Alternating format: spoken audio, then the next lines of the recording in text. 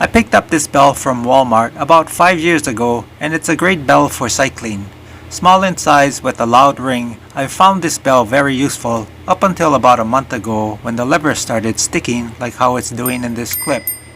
I really want to continue using this bell, but I'll see how that goes when I tear it down next.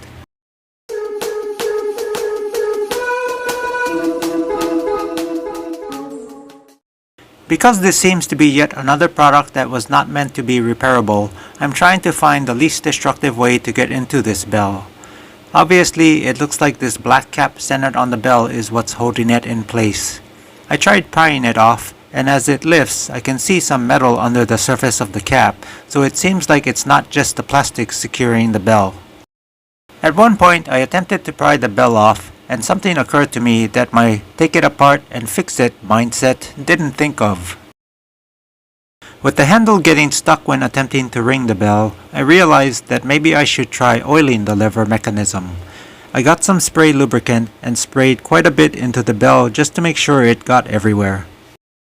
Once I felt it was oiled enough, I actuated the lever back and forth and it slowly was able to move back to its starting position on its own.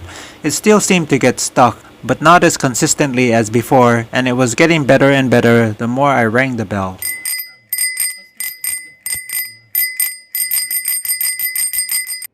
I've mounted the bell back onto my bicycle and it's working great again.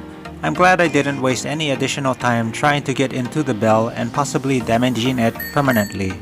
Sometimes the simple fixes just elude me when I get too used to the more complicated repairs, especially on items I've never repaired before. I hope this reminds you to think of multiple solutions for repairs to avoid what I almost did in this video. Leave your questions and comments in the comment section below. That's all I have for now, and I'll catch you in the next video.